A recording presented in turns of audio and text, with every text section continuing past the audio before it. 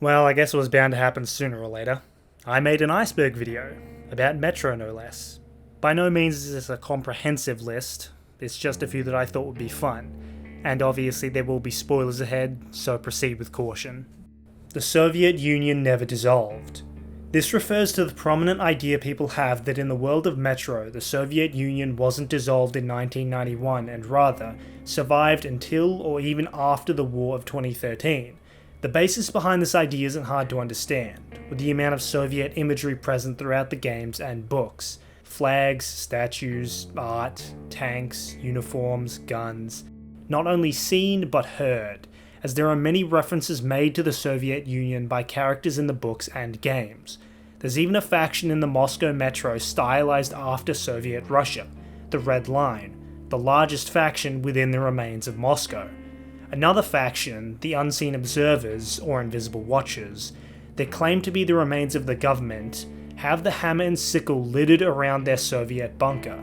So initially it might seem that this points to the Soviet Union having been around up until 2013, or perhaps even to the present day in 2035. This theory, however, is not the case. Dmitry Glukhovsky has stated that part of the inspiration for Metro is his own experience growing up in post-Soviet Russia. Much like real life, the people of the Metro choose to cling on to the memory of a time past, living on its remains, rather than stepping forward and facing the reality that their grand empire could simply fall apart in a single instant. Whether by evening TV announcement, or a summer afternoon turned winter, the fall of humanity's empire in 2013 was on a level far greater than anything before, but for many of the survivors in Russia, it would bear similarities to the fall of the Soviet Union. It's not a concept that just affects the subtext of the book, it's very real to the characters in the book.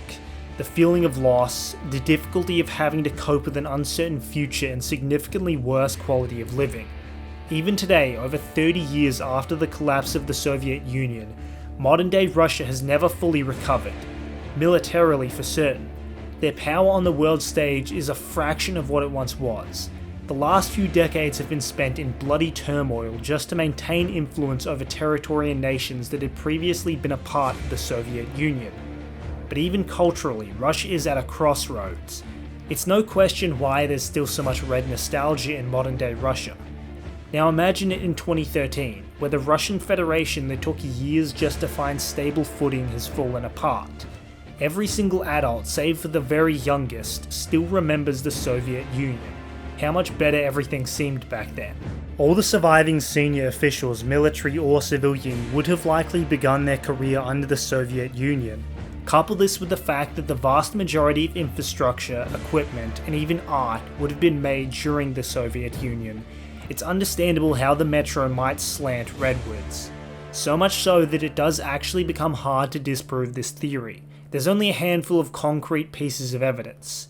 In the very first book, when Artyom meets the committee in Polis, he notices a picture on the wall, reading under it the Russian Federation Ministry of Defense. There's also points where the Russian Federation coat of arms is depicted in Metro Last Light and Metro Exodus. Small but vital pieces that conclusively prove the Soviet Union fell, giving way to formation of the Russian Federation before the war. Metro Universe. The basic continuity of Metro is simple enough. There's the 3 books and the now 4 games with the release of Metro Awakening. The games and books both follow a rough set of characters, events and ideas. They'll remain distinctly different and separate from each other. But what may not be known is the existence of the universe of Metro series. Consisting of close to 100 books and technically 1 graphic novel, this is a project that spans across multiple nations, consisting of numerous different authors throughout Europe, with each author having approval from Dmitry Glukhovsky, the author of the main 3 books, to write their own books within the Metro universe. Every book with the Metro Universe title is officially a Metro book, and therefore while many take place all over the world completely disconnected from each other, they are mostly canon to the mainline Metro books. Given how many there are and how Glukhovsky has trouble keeping his own book's continuity 100% straight, it would be more appropriate to think of it like the old Star Wars expanded universe. Now the catch is, none of these books have been officially translated to English, save for the graphic novel The Outpost, written natively in English by Glukhovsky himself, though it should be noted that The Outpost is only a first volume, which hasn't been updated in years, so while the games continue to grow in popularity, unless there's a significant increase in interest in the mainline Metro books, we won't be seeing the Metro Universe books in English anytime soon. Although, as well as the numerous books, there's also a board game based on Metro 2033, and it seems to actually be available in English. Exodus takes place in the 80s. This one again relates to the one about Russia still being the Soviet Union. The reason behind this idea does have some validity.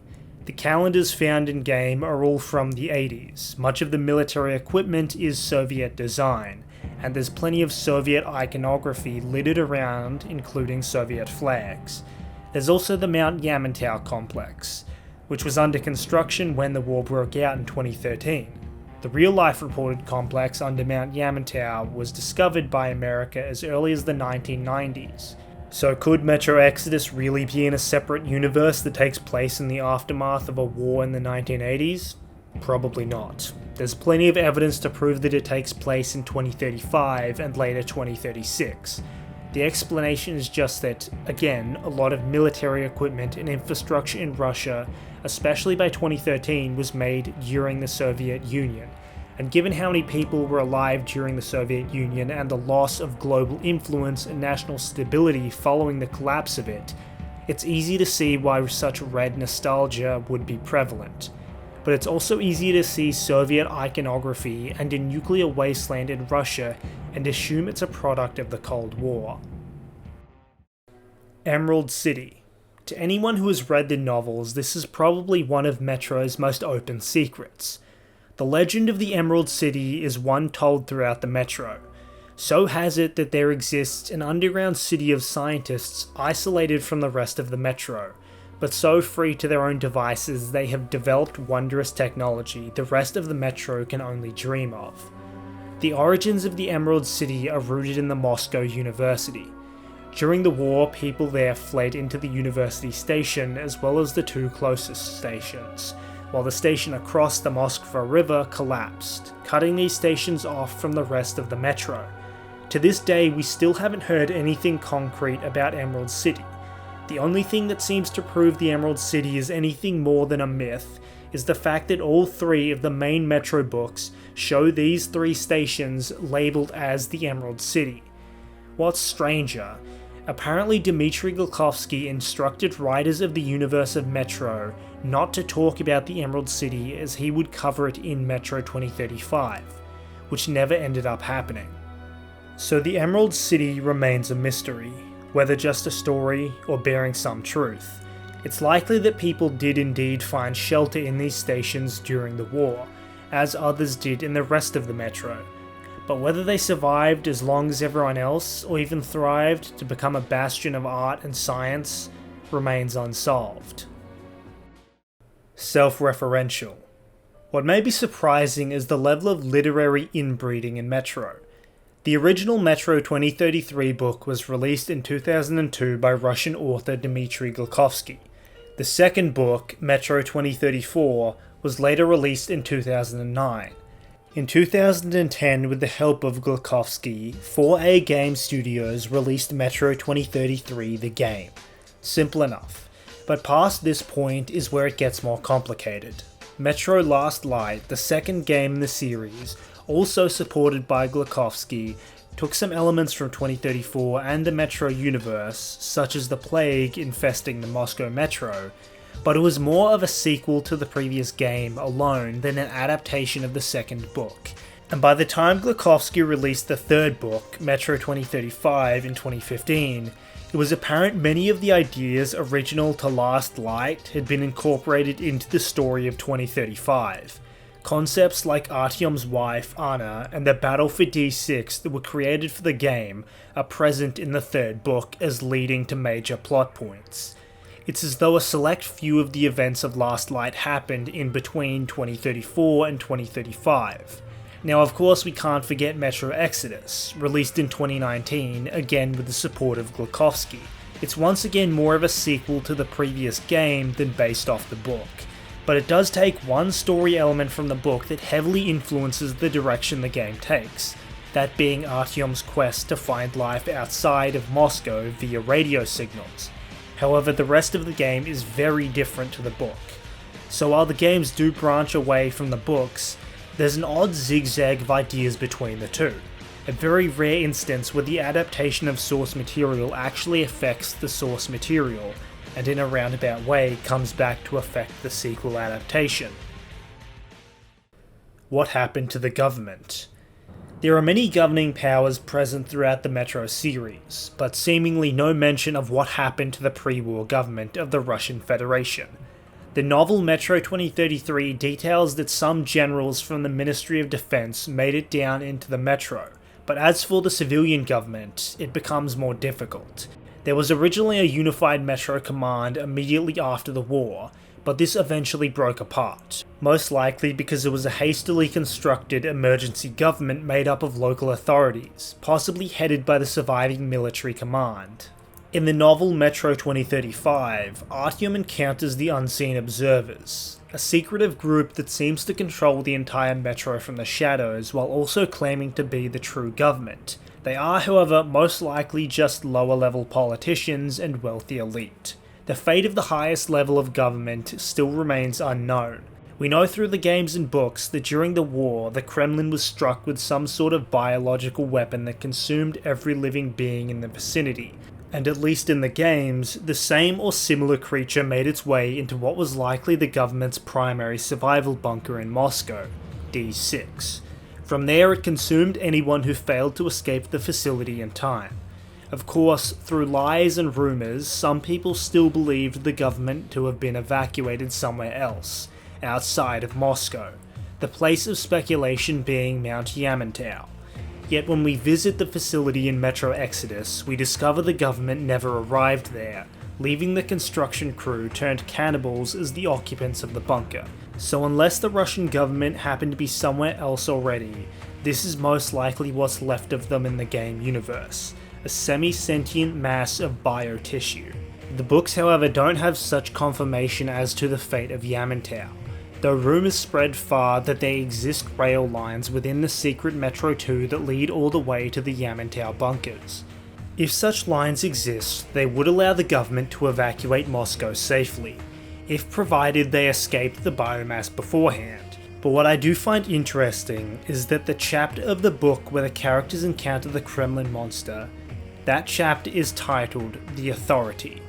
Whether this is a reference to the authority the Kremlin once had, or maybe something to do with the government and the Kremlin monster gaining authority over others through manipulation, or it could just directly mean the Kremlin monster is the remains of the country's governmental authority. Then maybe both the game's universe and the book's universe leave the fate of the government the same. Alternatively, there's one theory for the game universe that's simply complete speculation. It relates to the Dark Ones, the dormant nest of Dark Ones sealed within D6 shown in Last Light. What if, when the biomass began to take over the bunker, when it became clear the situation was hopeless, the government, or whoever was left within the bunker, fled down deeper into the bunker and sealed themselves away? Now being trapped, they had limited options. If indeed the Dark Ones were manufactured before the war, perhaps these survivors saw the only choice being to use the technology there to transform themselves and hibernate until they could be set free. So maybe these Dark Ones at the end of Last Light are in fact the remains of the government or whoever occupied D6. Unlikely, but certainly interesting to think about. The rest of the world. The fate of the rest of the world is rarely touched on in the mainline entries in the series. The world presented to us is supposed to be small, cramped, and isolated. Many in the Metro question whether the rest of the world even survived the nuclear war. How could they? Moscow only hangs on by a thread, and they're within the deepest and one of the largest metro systems in the world. But by the third installment, we begin to see droplets of the outside world. For one, we see that through the rest of Russia, small and scattered settlements still remain among the ruined world. Even further beyond Russia's borders, we hear the radio signals from all across the globe, confirming that life perseveres over the world. The Universe of Metro 2033 series also details first-hand accounts of the world outside Russia, confirming that indeed the rest of the world was affected by the nuclear war, but survived. I won't try to explain the full extent of the series, but here's a fan-made map of many of the locations detailed throughout. Roadside Picnic, Stalker, and Metro take place in the same universe. Roadside Picnic is a Soviet science fiction novel published in 1972. It details the experiences of those known as stalkers that venture into dangerous exclusion zones to retrieve powerful artifacts appearing from anomalous activity following the extraterrestrial visitation that created these zones. Now, if anything sounds familiar to Stalker or Metro, it's because they're both inspired by the book Roadside Picnic. Although Stalker is essentially an adaptation, while Metro just takes inspiration. Still, Stalker and Metro may be two separate game series made by completely different companies, but they're also very similar in a great many number of ways. Obviously including the inspiration from Roadside Picnic, both are first-person shooters that take place in post-Soviet Eastern Europe. Both see you fight through bandits, mutants, radiation, and maybe even the supernatural. The Metro games were even created by ex-Stalker developers, so while all three of these properties are distinctly different, Stalker and Metro have closely tied history, and even present really. Given these game franchises are probably the two largest in Eastern Europe, I'm sure plenty of people lump together the games, and by extension Roadside Picnic, maybe even propose they take place in the same universe. Unfortunately, with the recent release of Stalker 2 seemingly placing the game over a decade after the previous, the possibility of it being in the same universe as Metro becomes quite slim. Still more likely than the next one though. Fallout and Metro take place in the same universe? I don't think so. Apart from the Fallout timeline having massively diverged from real history around the 1950s, and Metro being mostly a modern day setting, the Great War, or World War III, occurred in 2077 in Fallout, whereas in Metro it occurred in 2013. And aside from the notably large exceptions of taking place in a nuclear apocalypse and being somewhat mainstream game properties, there's very little both games have in common. Fallout is mainly an open-world action RPG set in zany atom-punk alternate future America, ravaged by low-yield nuclear warfare. Metro, the games at least, are story-driven linear horror shooters set in roughly modern-day post-apocalyptic Eastern Europe. That's not to say that there's no link between them. Dmitry Glukhovsky has stated he took inspiration from Fallout, but that would have been the original, back when Fallout was about exploring the hellish corpse of a world violated by nuclear war. Unfortunately, Fallout has set in the minds of developers and fans alike as a wacky take on the post-apocalypse, which I fear only cheapens the Metro series to associate it with that. The newer Fallout games are a far cry from what the series used to be.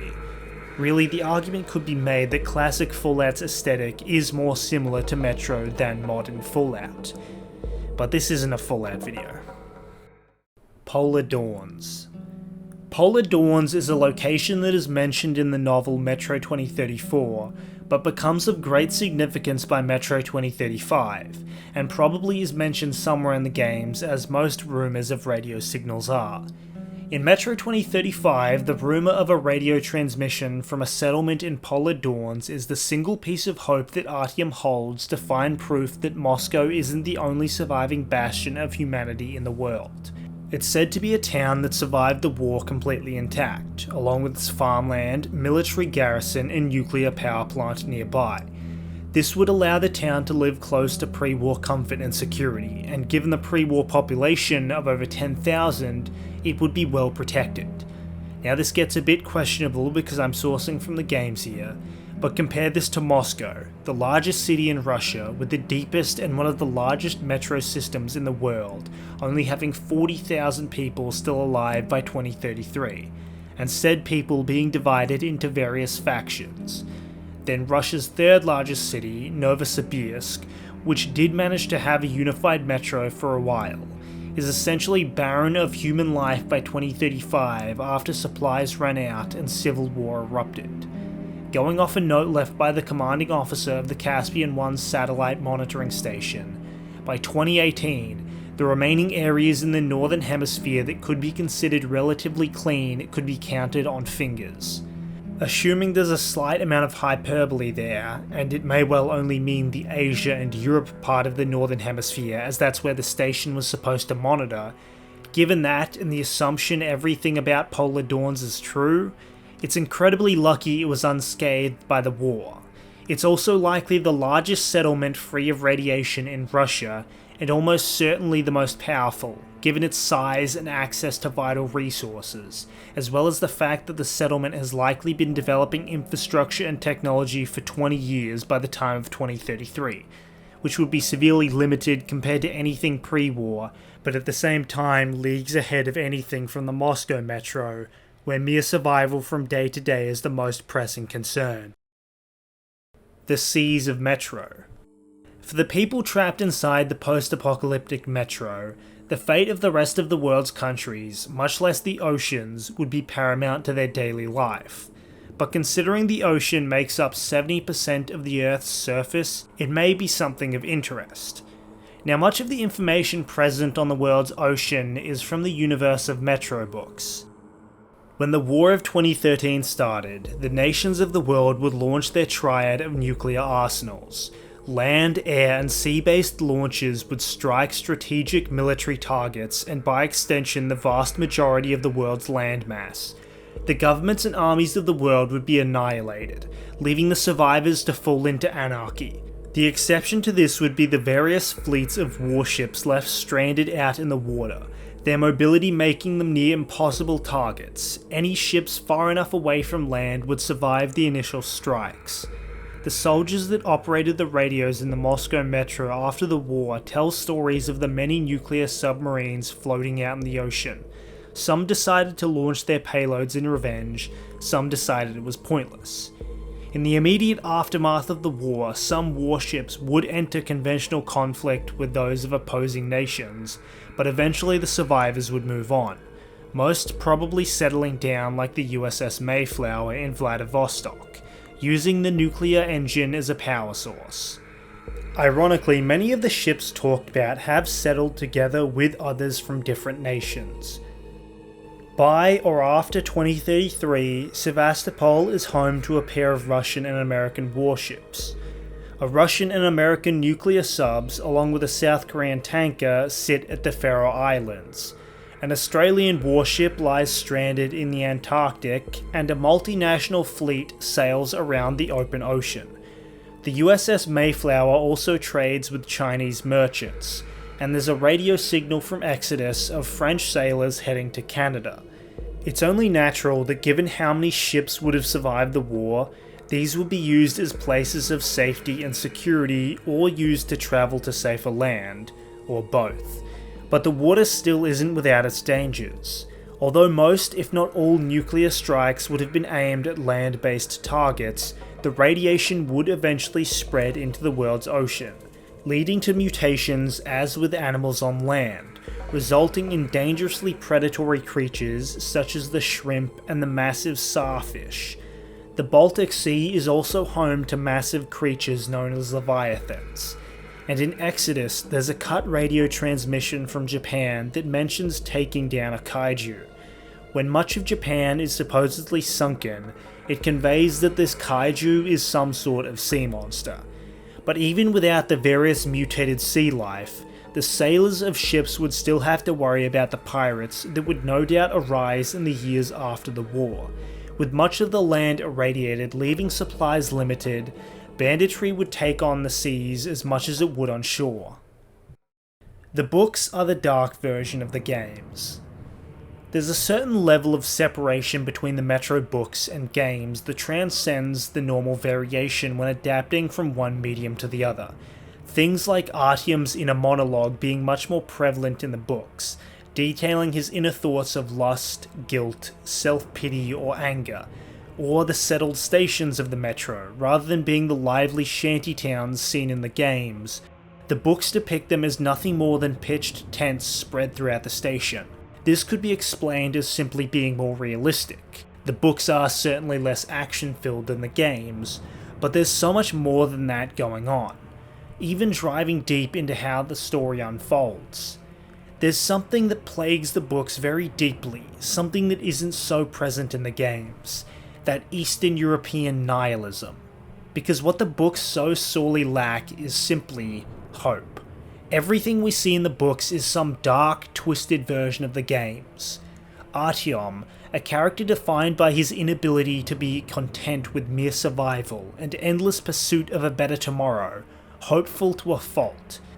Throughout the books, he slowly has his hope dragged, ripped, and beaten out of him. We see in depth his shadowed self, his short temper, his self-loathing, his compliance with cheating on his wife with a 17-year-old prostitute. His spirit broken again and again as he burns the Dark Ones alive, as he loses most of his friends fighting the Reds, as he discovers the truth about the unseen observers, and finally accepts he can't save the people of the Metro from themselves, resigning to leave them to their fate. Maybe it is correct to call it more realistic, to wave away the frivolous hoping and accept the way things are. The rest of the characters from the books certainly reflect this. Hunter is a bloodthirsty killer that abuses alcohol to combat his PTSD. Miller is a self-loathing cripple that pawns away his values when faced with the truth of the unseen observers. The only character that seems to retain any sense to dream is Anna. Both mediums still manage to depict Artyom's wife as his most shining joy in life, even if sometimes in the book he doesn't realize it. What's interesting is, while there's still some elements present, we only seem to see the true extent of the character's debauchery in the years after 2033. What if the games in fact aren't so much of a distant interpretation of the story, but just an alternate path for the story? As already stated, both the book and the game of Metro 2033 are very similar. It's the latter entries that split away from each other, but certain things still happen in both mediums, like the battle for D6. But what if there's a reason the games are different, a decision that changes things? For instance, Artyom's choice to pursue and help the Little Dark One. In both versions of 2033, Artyom presses the button to confirm the missile lock on the Dark Ones. In both versions, he regrets the terrible mistake he's made, but only in the games is he able to repent for his sin. Where the books depict acceptance of powerlessness and torment of one's past actions, the games show redemption, selflessness, and salvation. So by 2035, rather than Artyom giving up on the people of the Metro, and Miller resigning to be the puppet of the unseen observers as in the book, in the game, Miller is right there alongside Artyom as they flee Moscow, with Artyom promising by the end of the game to come back to Moscow. The Guardians of Nagornaya. In the darkness of the Moscow metro, few things are more terrifying than the unknown, the dangers that dwell within it, the monsters prowling just beyond vision, none more so than the phantoms inhabiting the station of Nagornaya. So little is known about these creatures, yet from the single glimpse of them we see, they may well be the most dangerous thing in the whole metro. Thankfully, these phantoms only seem to be present at Nagornaya Station. The station itself isn't much different from other abandoned stations, save for the thick fog, the telltale sign of the phantoms. The information given regarding these creatures is extremely limited given that barely anything is visible through the station's fog, but we know even with the station's ceiling at 15 feet high, the creatures still have to hunch over. These hulking phantoms are also described as being incredibly fast and agile. By the time the characters react to seeing the phantoms, the creatures have already disappeared behind them. Now the immediate thought might be that this is simply a hallucination from breathing in the toxic fog. Unfortunately not so. While Ahmed, the first one to react to the phantoms, isn't wearing a gas mask, Homer and Hunter both see the creatures through their gas masks only moments later. When Hunter shoots a grenade at one of them, chunks of flesh rain down from it, and afterwards Homer feels as Ahmed is ripped away from him, disappearing upwards before he can even scream. So whatever these creatures are, they're certainly more than a hallucination. The question is whether the fog is something produced by these pale giants, or sourced from somewhere else. It may be that this fog is what caused the mutation into these phantoms, assuming they aren't some sort of supernatural occurrence. Given the limited description and this drawing of them, it's most likely they are mutated humans, although they also bear some resemblance to Dark Ones, possibly because Dark Ones may be mutated humans as well. But if Dark Ones were a pre-war experiment as often suggested, could these phantoms not be other variations of the same experiment? It doesn't seem that unlikely given how unnaturally out of place these massive and at least somewhat intelligent humanoids are in a cramped metro full of bottom-feeding mutants. Artyom sees something in Metro 2. In the novel 2033, after escaping from the worm cultists on the way to D6, a few stations before the Kremlin, Artyom falls behind the group of rangers escorting him, and he notices a door along the wall, slightly ajar with a strange noise humming from it. Peeking through the doorway, Artyom is unable to see much of anything. He waits as the sound grows steadily louder, but immediately slams the door shut once he sees something large hurtling towards him, and runs to catch up to the rangers that also question what the sound was. My initial thoughts when I first read this was that it was just some predatory mutant, but upon further analysis, the sound seems too steady to be an animal's. Although Artyom describes the sound as that of an animal, he describes it as a roar, a steady, increasing roar. If it were an animal, it would likely have a low growl until letting out a much larger roar. There would probably also be an audible attempt by whatever creature to break down the door.